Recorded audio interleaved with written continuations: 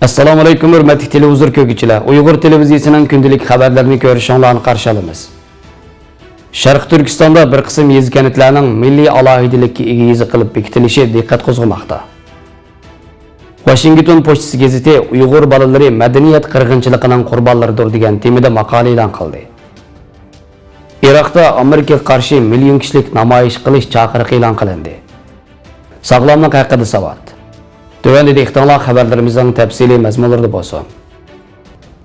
Xitay Washington'un 16 yanvar xəbərində Xitay Dövlət Milli İşlər Komiteti əlaqədar bahalaş tələbiga binoan 595 yezi kəntini 3-cü türküm azsonliq millatlarning o'zgacha kent deb baholab e'lon qilgan. Buning ichida atalmış Şinjan Uyg'ur avtonom rayonidagi Qaramay, To'qson, Kucha, Sanji, O'rtala, G'ulja, Oltoy qatorliq joylardagi 25 yeza va Bingtuanga qarashli yezalardan ikkisi jami 27 o'rinni Xitoydagi azsonliq millatlar alohidaligiga yezi qilib bekitgan. Xitoy hukumatining nima sababdan bir qism yezalarning milliy alohidaligini saqlab qolishini bekitganligi kuzatuvchilarning diqqatini qo'zg'amoqda.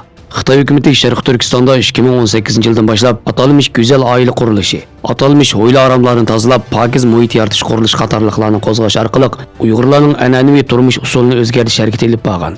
Bu harakat bo'yicha yezi aholilarining ho'yla va uy ichidagi supalarining cho'g'ilganligi, milliychi nusxadagi naqshlarning elib tashlanib, uning o'rniga xitoycha masnaviy va panus taqash va safa va karvat qo'yishning tashabbus qilinganligi oshkorlangan.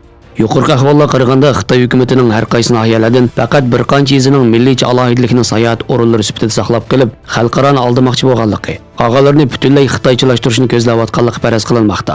Bu vaqtda maxsus tadqiqot olib borgan chet ellik mutaxassislar bu harakatlarning 2017-yillarda boshlangan atalmış oilada turadigan kadrlar siyosati va lager tuzumi bilan bog'lanishlik bo'lgan va shundaqla Uyg'ur milliy kimligini suslashtirish umumiy siyosatining bir qismi deb ko'rsatgan.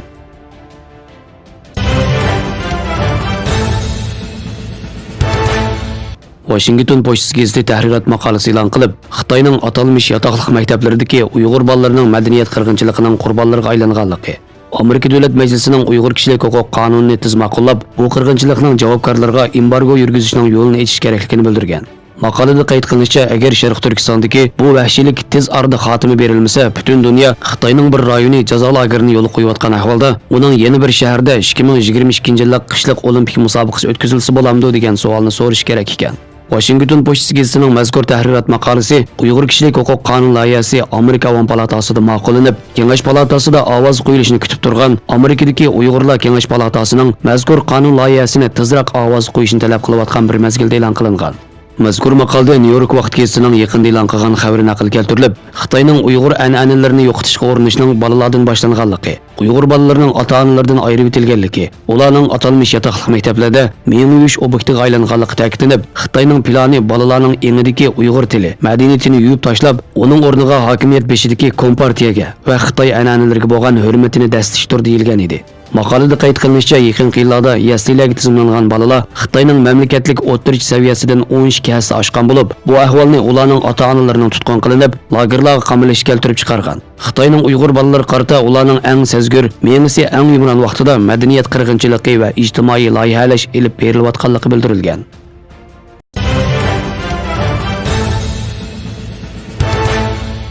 Iroq Sadr harakatining lideri Muqtada Sadr Amerika Qo'shma Shtatlarining Iroqdagi mavjudiyatiga qarshi million kishilik namoyish o'tkazish chaqiriqi e'lon qildi. Muqtada Sadr ijtimoiy taratquv to'g'rida e'lon qilgan bayonotida Iroqning havo sohasi va egilik huquqining Amerika kuchlari tomonidan dafsan qilinganligini bildirib, xalqni Amerikaning davlatdagi mavjudiyatiga qarshi norozilik namoyishi o'tkazishga chaqirdi.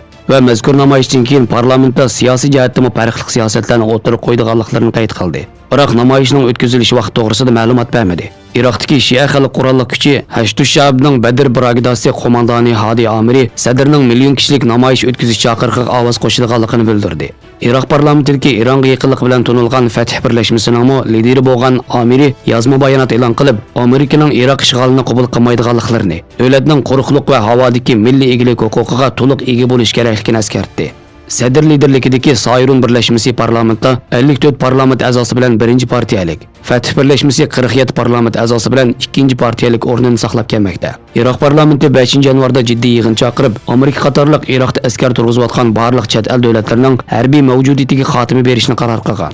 Amerika Tashqi ishlar ministrligi bayonotchisi Morgan Ortagus bo'lsa, Iroqdan chekinishning Amerikaning kun tartibida yo'qligini bildirgan. Navbatda Iroqning o'xshash bo'lmagan joylaridagi 9 harbiy bazada Amerikaning 5200 atrofida askar bor ekan.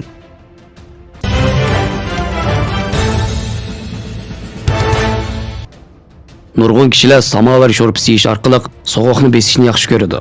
Mutaxassislarning eskartishicha, uzoq muddat ziyoda qiziq narsalarni yeyish odati eg'iz bo'shlig'i va hazm qilish yo'lini zaxmlantirib, eg'iz bo'shlig'i raki, qizil o'ngash rakiga giribtor bo'lish xavfini yuqori ko'tarishi mumkin ekan. Eg'iz bo'shlig'i shilliq parda kuyik yorisi ko'pincha jiddiy yemaklik yeyishdan kelib chiqadi. Eg'iz bo'shlig'i shilliq pardasi eg'iz bo'shlig'idagi birinchi mudofaa liniyasi bo'lib, u yuqori temperaturga sezgur emas. Yemak-ichmaklarning temperaturasi 40 yoki 50 gradus bo'lsa-mu, ko'ygandek his qilmaydi. Ammo eg'iz bo'shlig'i shilliq pardasi qiziq chidamaydi. Yuqori temperaturada osonlik kuyib qoladi. Eg'iz bo'shlig'i doktorxonasi jiddiy davolash markazining bildirishicha, eg'iz bo'shlig'i shilliq pardasi taxminan 50 selsiyadan 60 selsiya gradusgacha bo'lgan qiziqqa bardoshlik bera oladi ekan. Bir narsa yeganda qiziq his qilganda yemaklik temperaturasi odatda 70 selsiya gradusga yetadi ekan. Bu osonla eg'iz bo'shlig'i shilliq pardasi kuyik yorasini keltirib chiqaradi ekan. Mutaxassislarning deyishicha, qiziqligi 65 selsiyadan yuqori yemakliklarni uzoq muddat iste'mol qilsa, eg'iz bo'shlig'i shilliq pardasi, qizil o'ngash shilliq pardasi hujayralariga buzg'unchilik qilib, eg'iz bo'shlig'i raki, qizil o'ngash rakiga giribtor bo'lish xavfini oshirib yetadi ekan. Qish faslida ziyoda qiziq narsalarni yemaslik, bexatar bo'lgan yemaklik temperaturasi 40 selsiya gradusdan 10 selsiya gradusgacha bo'lishi kerak ekan. Xabarlar bizni ko'rganingizga rahmat. Ko'rishguncha omon bo'linglar. Xayr xo'sh. Allohga omonat.